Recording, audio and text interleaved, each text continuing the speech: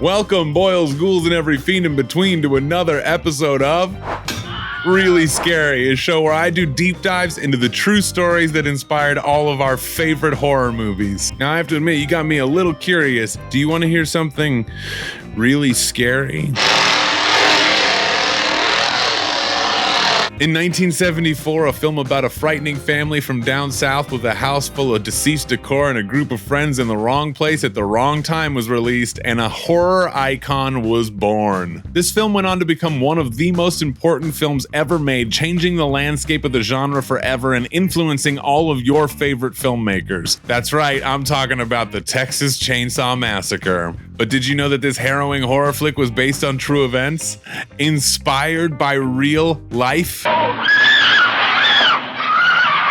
Now, before you even think about picking up that hitchhiker, I am issuing a strong trigger warning for this episode. We are going to be talking about some very messed up stuff. This one is seriously something else, so buckle up, you've been warned. As always, the references for this video are down in the description. Make sure you like, share, subscribe, and hit that notification bell for brand new episodes of Really Scary and hours of original horror videos. Now, I can already hear you saying to yourself, great, another video about Ed Gein. And if you're watching this on Reddit, you're probably telling me to do something awful to myself because for some reason Reddit is a cesspool of incels. Change my mind. Change my mind about that. If you're watching this on Reddit, why are you so miserable? Anyway, that's besides the point. I actually agree with you. Even though the film says it was based on a true story, we all know that Ed Gein was the main influence for the Texas Chainsaw Massacre. And even though that is a horrific and fascinating story, that's not what this video is about. You see, while Ed Gein has practically become a household name, not everyone knows about the other serial killer that inspired the Texas Chainsaw Massacre. Have you ever heard of Dean Corll, otherwise known as the Candyman? Let's all hop into the magical VW van/time machine and head on down the road to Houston, Texas, 1965. Following an honorable discharge from the Army, Dean Corll returned home to take on the role as vice president for his family's company, the Corll Candy Company. According to everyone in his neighborhood, Dean seemed like a normal guy. He was actually pretty well liked. Dean's mother's candy store was located directly across the street from Helms Elementary School, and he was known to give free candy to the local children, particularly the teenage boys. That's what earned him the nickname Candyman. But beneath that sweet demeanor was pure evil. In 1967, Dean Corll befriended 12-year-old David Owen Brooks, then a 6th grade graduate and one of the many children Dean would give free candy to. David initially became one of Dean's more youthful companions, regularly socializing with Dean and various teenage boys who congregated at the back of the candy store. He also joined Dean on trips to South Texas beaches, and later David commented that Dean was the first adult male who didn't mock his appearance. Whenever David told Dean he needed cash, Dean gave him money. David actually began to view Dean as somewhat of a father figure. Upon Dean's urging, though, a relationship gradually developed between the two. Beginning in 1969, Dean would pay David to perform acts on him. And it was then, believe it or not, that things went from bad to much worse. As Dean was abusing David Brooks, he was also looking for other victims that he could take things to the next level with. He was feeling a growing urge to kill. Dean Corll murdered his first known victim in September 1970. Jeffrey Conant vanished on September 25th while hitchhiking with a friend from the University of Texas to his parents' house in Houston. He was dropped off on the corner of Westheimer Road, and he was never seen again. Dean likely offered Conant a ride, which he evidently accepted. Instead of dropping him off, though, Dean subdued him, had his way, and then took his life. Just a few months later, in December 1970, Dean Corll abducted 2 teenage boys. He was in the process of assaulting them when David Brooks walked in and discovered everything. He didn't know what to do, so he just left. And later, when there was no sign of those boys in town anymore, Dean told David that he had paid the teens to go to California. David wasn't buying it. so Dean confessed to the murders. To buy David's silence, Dean bought him a Corvette. He also made David an offer. Dean would pay David $200 for every boy that he would bring to him. And here's the really crazy part.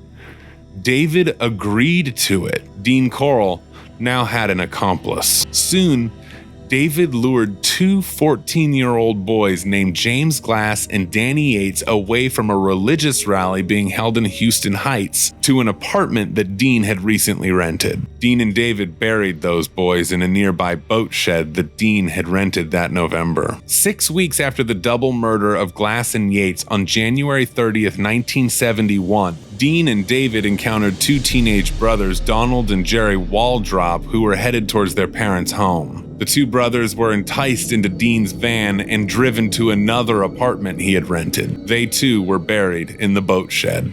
Dean Corll and David Brooks would continue on like this, killing 7 more victims throughout the year, all of whom lived in Houston Heights and all of whom were buried in the boat shed. Throughout this time, Corll was constantly moving from apartment to apartment, never staying in one place too long. In October, David would run into 15-year-old Elmer Wayne Henley on his way home from high school. David lured him back to Dean's apartment, but for some reason, Dean decided not to kill him. Instead, he decided to groom Elmer, much like he did with David, and before long, Dean had another accomplice. Elmer would get the same deal as David. $200 for each boy he could lure in. Elmer decided to take Dean up on his offer because his family was facing serious financial circumstances, or at least that's what he told authorities later. He said that the first abduction he actually participated in was when he and Dean went and picked up a quote-unquote corner boy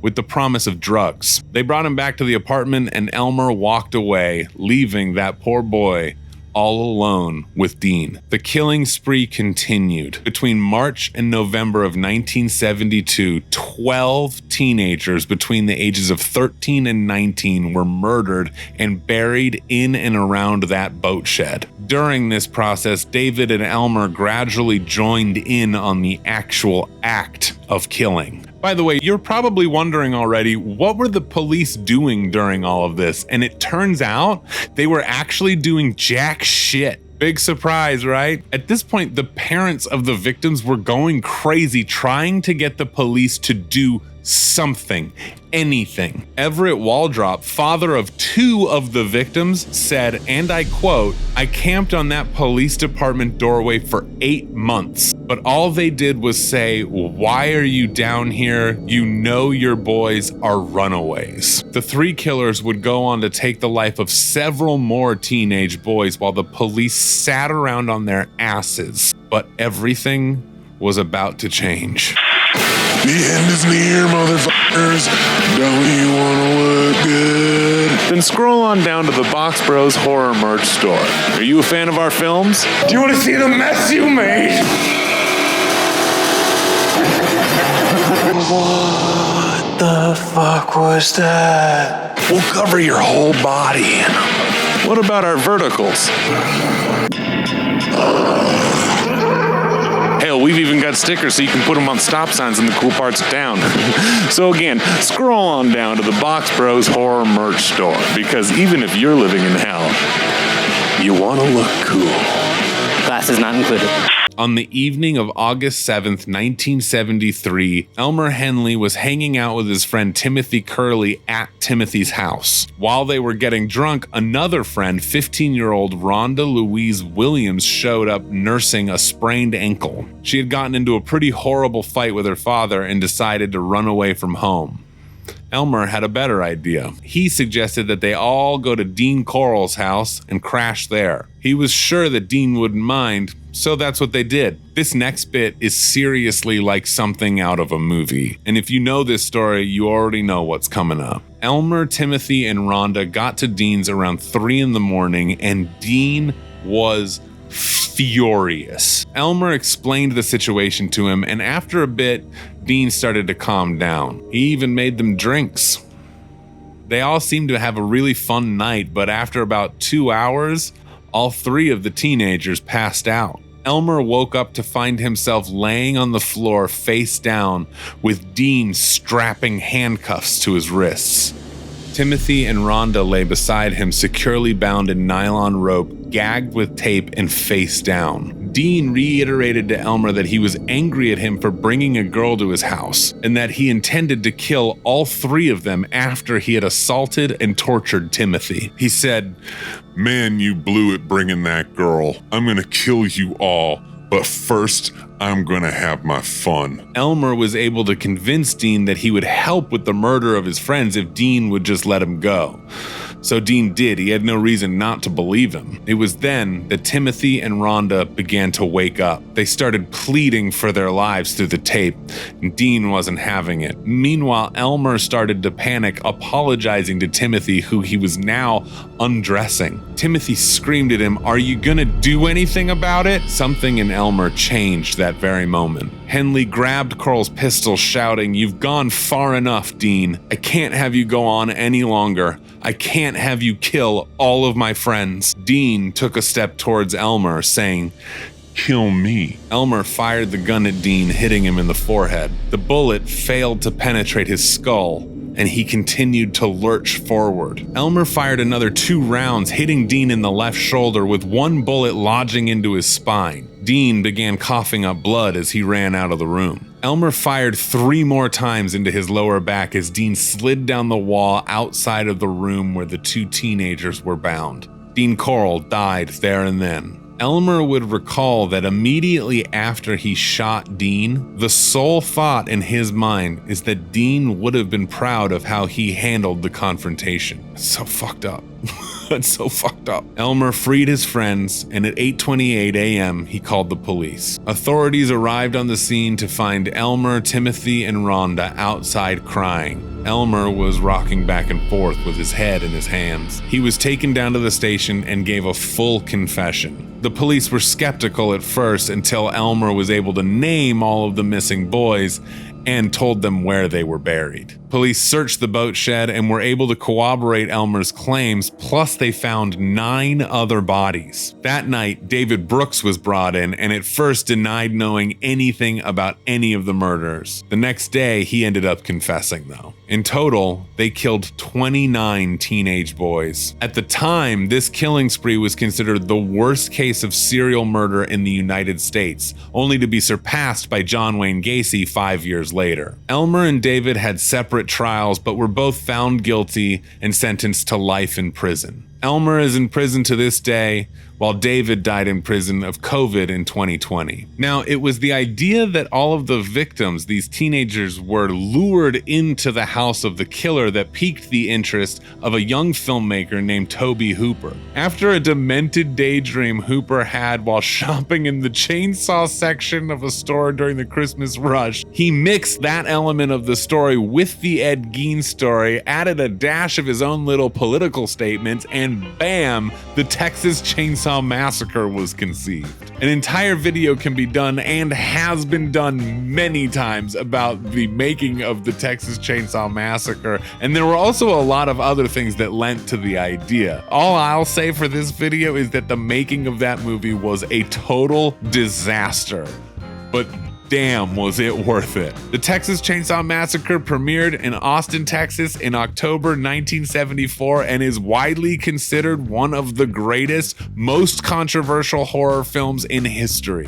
It went on to have 3 sequels, a remake with its own sequel, 2 legacy sequels, and it was recently announced that Curry Barker is taking the helm for the next phase of the franchise. Let me say, after seeing Obsession, I am so excited for this. I cannot wait. If you are still watching this video, thank you so much. You really have no idea how much that means to me. Leave the comment, Saw is family, so I know that you've escaped the blades of Leatherface's chainsaw. And remember, these are scary times. During scary times, scary movies can help us all face and conquer our fears. Make sure to share this video because scaring is caring, and check out the Really Scary playlist where you can see every episode of Really Scary one after another. Now, if you'll excuse me, I heard there is an old house down the way that does amazing barbecue, and my tummy is a rumbling. Have a great one, everybody. Stay safe, and I will see you soon.